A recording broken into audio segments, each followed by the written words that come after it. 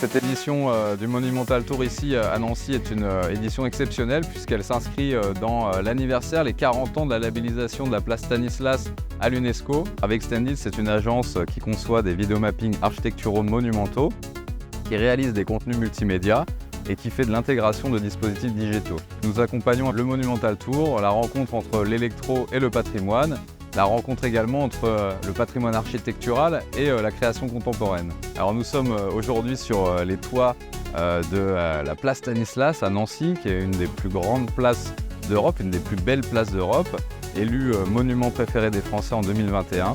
Depuis près de 10 ans, nous travaillons avec la marque Panasonic, que ce soit dans l'intégration audiovisuelle qu'on a pu réaliser dans notre lieu au château de Beaugency, mais également sur les projecteurs à forte puissance, puisqu'on est passionné de cathédrales et d'édifices patrimoniaux, et leur mise en valeur a toujours été un de nos objectifs principaux au sein de l'agence. Ici, on a un dispositif qui combine 6 projecteurs 30 000 lumens et un projecteur 20 000 lumens qui traite uniquement la partie centrale de l'hôtel de ville. Ici sur la place Stanislas, on a dissimulé les projecteurs sur les toits pour qu'ils soient absolument invisibles des spectateurs et avoir une intégration la plus complète possible. Donc on a 7 vidéoprojecteurs qui sont dans des caissons étanches en ventilation forcée et qui sont reliés jusqu'à la régie en fibre monomode, qui nous permet d'avoir une remote intégrale distante sur les machines. La projection s'étend sur 210 mètres de long à 270 degrés pour un ensemble d'un peu moins de 4000 m² de projection. D'où l'utilisation de 7 vidéoprojecteurs pour un rendement lumineux suffisant sur l'ensemble des façades.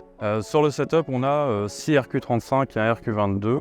Les RQ35 sont sur les grandes façades et le RQ22 en mode portrait sur le centre de l'hôtel de ville.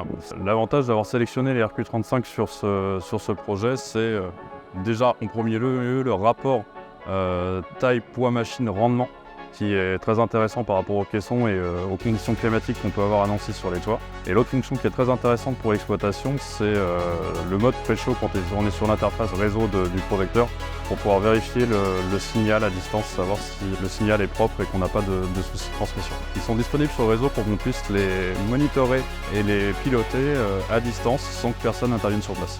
On a imaginé provoquer une rencontre entre le mapping vidéo, la mise en lumière architecturale, en collaborant avec des light designers de renom, et puis la musique électronique, chère à Michael Canistro.